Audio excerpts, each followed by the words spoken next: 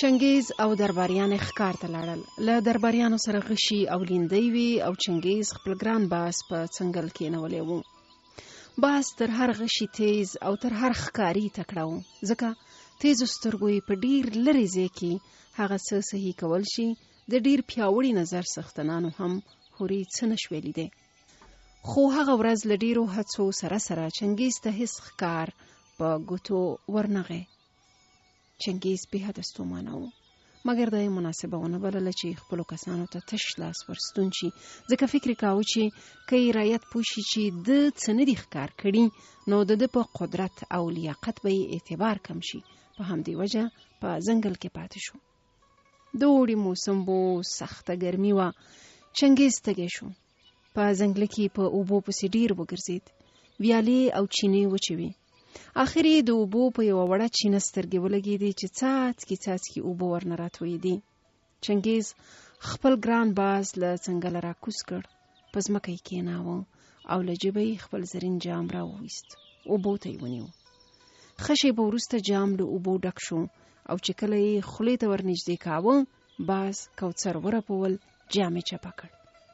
چنګیز په قهر شو، مګر باز ورباندې ګران و، او بل په زړه کې ورتیر شول چې باز به هم ممکن د ده غوندې تږی وي، نو څه یې ورته ونه ویل. په خاورو کې لوېدلی جام یې راپورته کړ، پاک یې کړ او بیا یې اوبو ته ونیو. دا ځل د جام ډکېدو لا ډېر وخت واخیست، خو چنګیز لاره اوچت کړی نه و چې باز بیا هم ورانې وکړه. جام یې په بل مخ راواړو. که د دې باز په ځای بل هر ژوی وی، نور به یې سر له تنه بیل و. خو د چنګیز په ذهن کې د خپل وفادار یار د وفا او ملګرتیا ډېرې کیسې پرتې وې، او دغه شي یو ځل بیا باز له مرګه وژغوره. مګر که دغه صحنه له کوم لرې ځایه بل چا لیدلی او چنګیز د باز د بې ادبیو په مقابل کې غلی ورښکارېدی، دا به د چنګیز د رعب او وقار خلاف خبره وه. همدا وجه وه چې چنګیز توره له تیکې راوایسته، جام یې څاڅکو ته ونیو او باز یې هم تر سترګو لاندې څاره چې بیا بې ادبي ونه کړي. باز له اوږده انتظار وروسته ډک شوی جام بیا چپه کړ او د چنګیز د تورې ګوزار یې سینه 2 ځایه کړه. نور نو څاڅکي نه تویېدل. د اوبو بهیر درېدلی و او ډېر تږی شوی چنګیز د اوبو د سرچینې په لټه راپاڅېد. چنګیز ډېر ستومانه و، خو تندې مجبور کړ چې د سرچینې په لټه د ځنګل د منځ لوري ته وخوځېږي. هورې سرچینه ومونده او د هغې په اوبو کې یو ډېر زهرجن مار ولید چې مړ پروت دی. د مار د بدن زهرو ټولې اوبه زهرجنې کړې وې.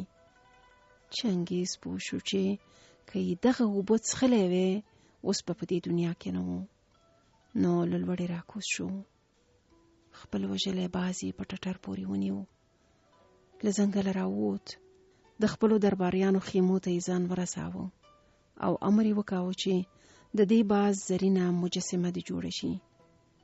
مجسمه جوړه شوه او د چنګیز په خوښه په یوه وزر یا کوثر ولیکل شول چې ستاسې ملګری که آن داسې کار کوي چې ستاسو نه خوښیږي، بیا هم ستاسو ملګری دی.